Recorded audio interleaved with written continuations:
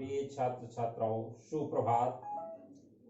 आज इस वीडियो के माध्यम से ऑनलाइन शिक्षण प्रक्रिया में आप सभी का स्वागत अभिनंदन है। और मैं Suresh Chandra mother's public school Bisalpur जनपद पीलीभीत से उपस्थित हूँ आज इस ऑनलाइन शिक्षण प्रोग्राम में। तो प्रिय छात्र छात्राओं, आज हम सब लोग हिंदी व्याकरण में हम सभी लोग उपसर्ग का अध्ययन करेंगे कि उपसर्ग क्या हैं और इनका क्या महत्व है, ये हिंदी भाषा में क्या चीज है, इसके बारे में आज हम सब लोग जानकारी साझा करने के लिए यहाँ उपस्थित हैं। तो सभी छात्र छात्राएं बड़े ध्यान पूर्वक इस पूरी वीडियो को देखिए शुरू से अंत तक और समझने का प्रयास करिए तो समझ में आ जाएगा। बच्चों, उपसर्गों देखिए, उपसर्ग जो शब्द है वो ये दो शब्दों के मेल से बना है, योग से बना है। योग मतलब मेल। उप प्लस सर्ग यानी उप और प्लस सर्ग मिलकर के ही ये उपसर्ग बनता है। अब इसमें उप का अर्थ है समीप या निकट। उप का अर्थ क्या है? समीप या निकट या पास, इसको पास भी कहते हैं। और सर्ग का अर्थ है सृष्टि करना, रचना करना, बनाना। तो अर्थात उपसर्ग का अर्थ क्या हुआ? पास में बैठकर दूसरा नया अर्थ वाला शब्द बनाना। पास में बैठकर दूसरा नया अर्थ वाला शब्द बनाना, ये क्या हो गया? उपसर्ग का अर्थ हो गया। अब इसकी परिभाषा हमने राइट की है बोर्ड पर, इसको भी थोड़ा रीड करते हैं और आप लोग भी ध्यान से देखिए। जो शब्दांश शब्द से पहले लगकर उसका अर्थ बदल देते हैं या उसके अर्थ में विशेषता ला देते हैं, वे उपसर्ग कहलाते हैं। हाँ, तो बच्चों, ये अभी आपने परिभाषा मैंने जो आपके सम्मुख रीड की उसको आपने ध्यान से सुना। थोड़ा सा और प्रकाश डालेंगे उपसर्ग के बारे में। देखिए, उपसर्गों के प्रयोग से शब्द के अर्थ में परिवर्तन आ जाता है, चेंजिंग आ जाती है। इनका स्वतंत्र प्रयोग नहीं होता। उपसर्गों का स्वतंत्र प्रयोग नहीं होता। हिंदी भाषा में मुख्य रूप से 4 प्रकार के उपसर्ग प्रचलित हैं और उपसर्ग शब्दांश होते हैं। उपसर्ग जो है वो शब्दांश होते हैं, शब्द नहीं। इनके प्रयोग से शब्दों की 3 स्थितियां होती हैं। पहली स्थिति क्या होती है कि शब्द के अर्थ में एक नई विशेषता आ जाती है। उपसर्ग के प्रयोग करने से शब्द के अर्थ में एक नई विशेषता आ जाती है। दूसरी स्थिति क्या होती है? शब्द के अर्थ में कोई विशेष, देखिए, शब्दों के अर्थ में कोई विशेष अंतर नहीं होता। और तीसरी स्थिति आती है कि शब्द के अर्थ में कोई प्रतिकूलता, किसी भी प्रकार की शब्द के अर्थ में प्रतिकूलता उत्पन्न होती है। ये 3 स्थितियां आती हैं। बच्चों, अब आप देखिए उपसर्ग के बारे में ये मैंने कुछ सर्किल बनाए हैं और इन सर्किल में देखिए आपको तो और भी समझ में आ जाएगा। ये मान लीजिए ये क्या है? ये उपसर्ग है और इनको मूल शब्द से जोड़ देते हैं तो ये शब्द बन जाते हैं और सार्थक शब्द बन जाते हैं। जैसे सम में सम उपसर्ग है और इसमें हमने मूल शब्द जोड़ा तो ये हो गया सम्मान। ये क्या हो गया? सम्मान हो गया। ऐसे ही आप प्लस मान तो क्या हो जाएगा? अपमान। आप देखिए इसमें जो है अर्थ में भी चेंजिंग आ जाती है। ऐसे ही अभी अभी उपसर्ग है और इसमें किसको मूल शब्द से पहले अगर हमने जोड़ा तो ये हो जाएगा अभिमान। क्या हो जाएगा? अभिमान।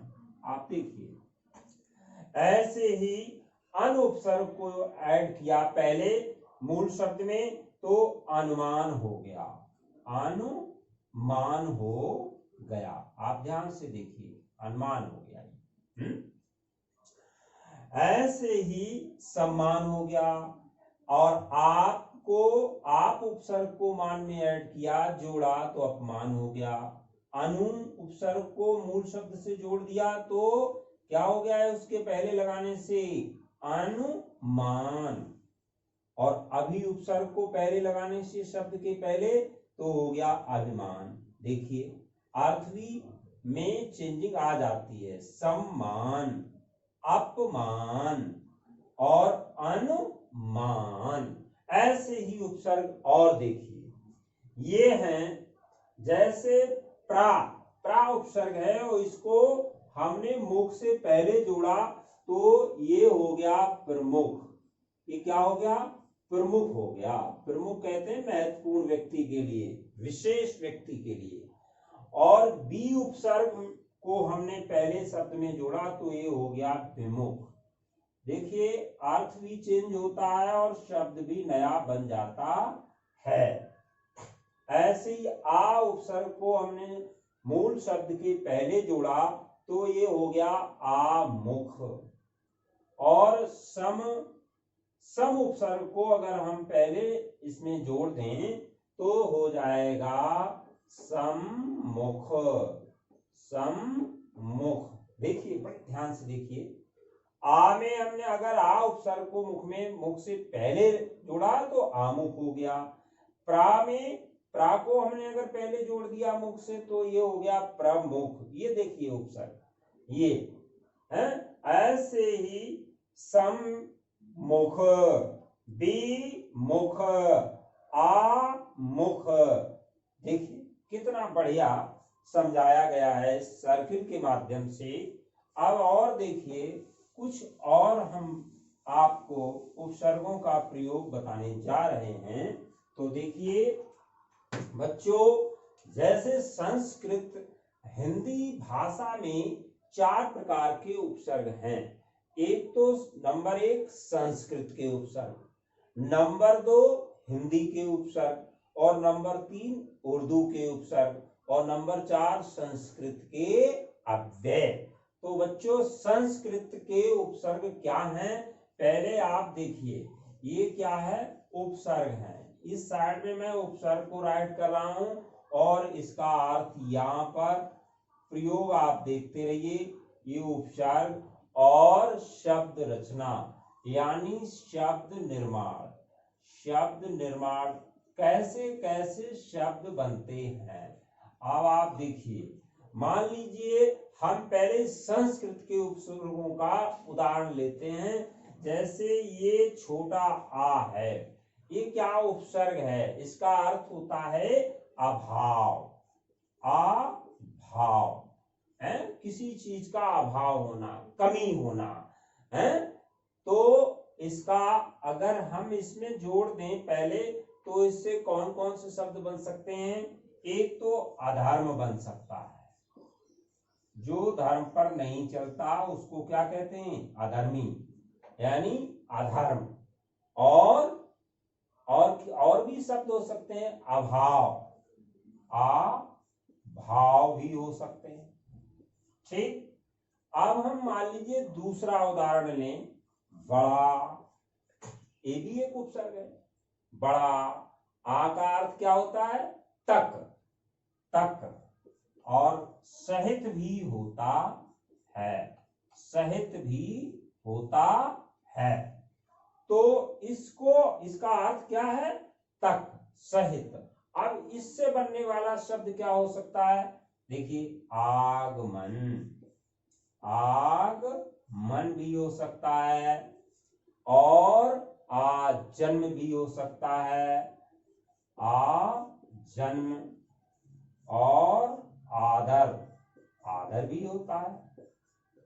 ये उपसर्ग है। अब मान लीजिए एक प्रा उपसर्ग अगर ले लिया हमने, ये संस्कृत के हैं, इनको जोड़ा तो प्रा का अर्थ होता है आगे। प्रा का अर्थ क्या होता है? आगे। तो इसका क्या हो सकता है? प्रवेश। प्रवेश।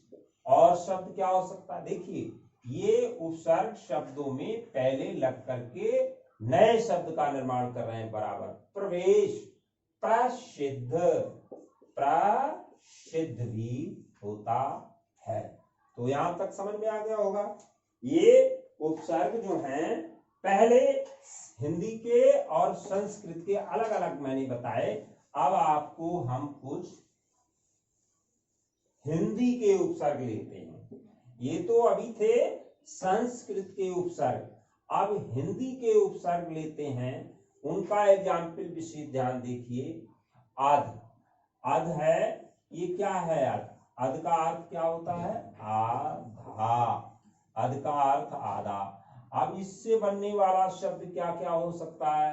अधमरा, अधमरा, अध जला, अध जला, अधमरा, अध जला, अध खुला। ये तमाम शब्द आपको बन जाएंगे इनसे। इस उपसर्ग को ऐड करने से इसका अर्थ होता है आधा। समझ में आया? अच्छा, बिन भी हो सकता है, बिन ब्याहा, बिन चाहा, और भर, भर भी होता है। देखिए, भर, भर का क्या अर्थ होता है? भरा हुआ। भर का क्या अर्थ होता है? भरा हुआ। तो इसको क्या कहेंगे? अब इससे शब्द बनाइए। भर से भरपेट, भरपेट, भर शक, भरपूर, कई शब्द बन सकते हैं इससे। ठीक है ना? अब ये आपको हिंदी के उपसर्ग। अब मैं कुछ उर्दू के उपसर्ग बताने जा रहा हूं। देखिए, ये तो हो गए आपके, ये तो हो गए हिंदी के उपसर्ग। आप देखिए उर्दू के। उर्दू के क्या क्या हो सकते हैं? बे, बे, बे का अर्थ होता है बिना। बे का अर्थ क्या होता है? बिना। अब इससे बनने वाले शब्द कौन कौन से होंगे? बेरहम। कौन कौन शब्द हो सकते हैं? बेरहम। समझ में आया? बेरहम, बेदाग, बेरहम, बेदाग, और बेनाम, बहुत से शब्द हो सकते हैं। आपकी बुक में तमाम एग्जाम्पल होंगे, इसमें भी हैं। आप बच्चों, कम, ये कम, कम का क्या अर्थ होता है? थोड़ा। कहते नहीं कम चीज लाओ, थोड़ा, कम, कमजोर। अब इससे कम, कमजोर बन सकता है सब। कमजोर, कम अकल, कम अक्ल, कम वक्त, कई शब्द इससे निर्माण हो सकते हैं। नए शब्द इससे बन सकते हैं। अब बद, बद भी हो सकता है। देखिए, बद, बद मीन्स, बद का अर्थ क्या होता है? बुरा। बद का अर्थ क्या होता है? बुरा। और इससे क्या क्या शब्द बन सकते हैं? बदनाम, बदनाम, बदहजमी, बदहजमी भी हो सकता है। बदहजमी, बदतमीज, तमाम प्रकार के हो सकते हैं। ये इस प्रकार के उपसर्ग होते हैं। इनका अभी आप सभी लोगों ने देखा शुरू से अंत तक।